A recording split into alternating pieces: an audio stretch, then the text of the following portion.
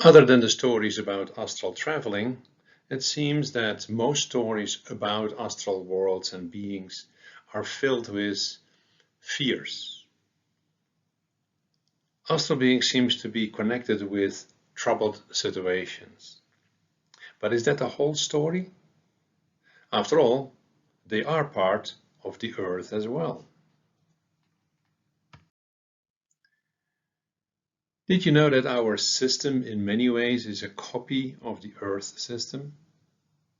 We have four main energy bodies: the physical, the emotional, the mental, and the spiritual, and so does Mother Earth. Mother Earth has a 12 chakra system, and so do we. Our physical system has three bodies: the physical, the etheric, and the astral, and so does Mother Earth. But in general, the Earth, etheric, and astral bodies are combined together into what we call the Austral Worlds. So with such a similarity in the Earth and our system, it seems logical that they interact and affect each other. And even though most people are not aware of Earth chakras, it is not so difficult to understand that the Earth chakras can support our chakra system once we know. However, it is more complicated to understand the interactions between the astral system of the Earth and that of us. It took me quite a while to get at least some basic understanding. Knowing more about the astral worlds and the beings that live in these worlds is important because astral beings can have a powerful effect on people. As you can see in this image, there are 6 astral worlds and in total 32 realms. And each world is home to many different beings. The problem is that many people are not aware of these worlds and the beings that live in them. Most humans live in a state of functional survival. They live guided by their emotions and belief structures, which means by their minds. Fears, worries, and frustrations strongly determine the emotions connected with these minds.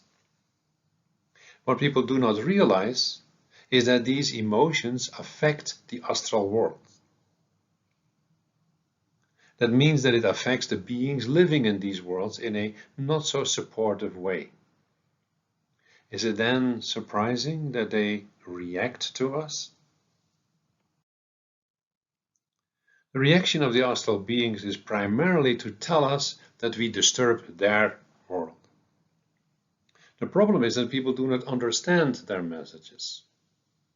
On the contrary, they experience fearful phenomena such as strange sounds and feelings of being touched while nobody is there, and some people even have the feeling that they are physically attacked.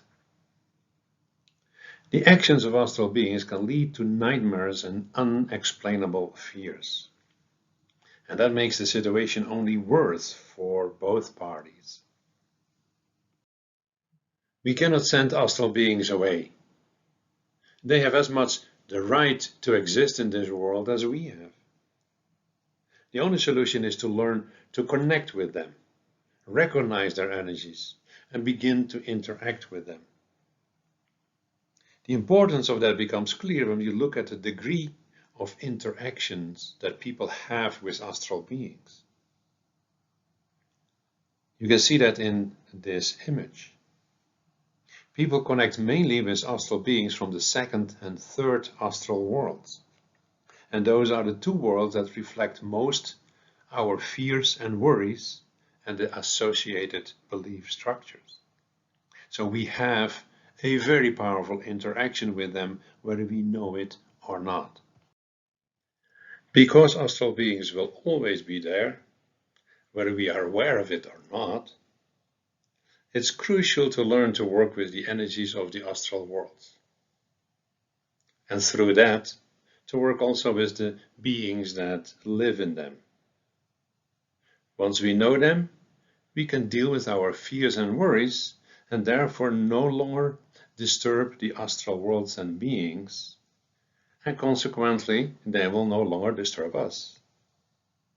That is so important that I created a new lesson in the online course Live Without Fear. It deals with the energies of the astral worlds and help you to work with them in such a way that you can transform all the fears that are related with them. Check out the information in the link that you see here on this